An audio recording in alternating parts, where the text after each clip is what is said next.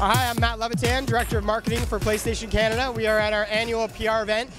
Really exciting day. We get a chance to show media and gamers all of our biggest software coming out for 2011 and a few things that are coming out in 2012, and also introduce them to the Vita for the first time, which is exciting for everyone to see. That's great. So what does Sony bank on as their big AAA game for 2011? The giant 16-foot Nathan Drake behind me might give it away. Yeah, Uncharted is going to be our biggest franchise this year, without a doubt. It comes out November 1st. Our numbers for the title in Canada are astronomical. We expect to sell more than God of War, Gran Turismo, pretty much all of our franchises. Nathan Drake's really become really quite a big franchise for us. So, once you've had a chance to play these levels and see some of the single-player stuff that's going on behind me, you get blown away by the quality. I mean, Naughty Dog has really stepped it up. The second one was, in my opinion, one of the best next-generation games I've played, and the third one really takes everything and really amps it up another level. So we're really proud of what we've seen so far on Uncharted 3. Gamers are going to love it when they get their hands on it. So what's being shown for Uncharted 3 today?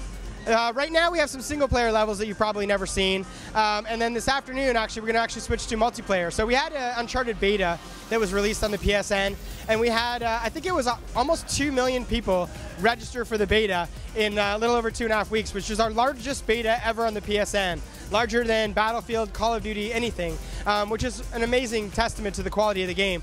We have a couple of multiplayer modes and things that we're going to show this afternoon that weren't even in the beta, so certainly a great sneak peek for media. So Sony has kind of really embraced the idea of open community betas. Is that something that's going to carry forward, and why?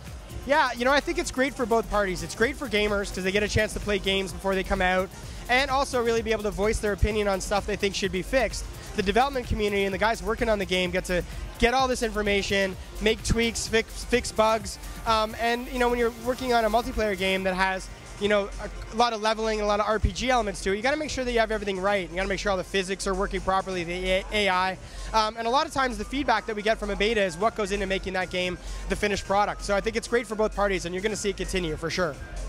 So you're also showing off the PS Vita today. What's being shown there? Yeah, I mean, we're happy to get it out in people's hands. I mean, we're really proud of this handheld. We think it's a remarkable piece of technology. Here today we have Little Big Planet, which is a great franchise of ours. It works incredibly well on the Vita.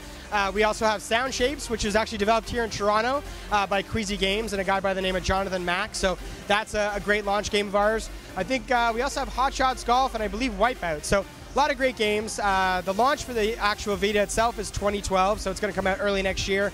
But priced at $249, I think you can't argue with the quality of that device for the price that it is.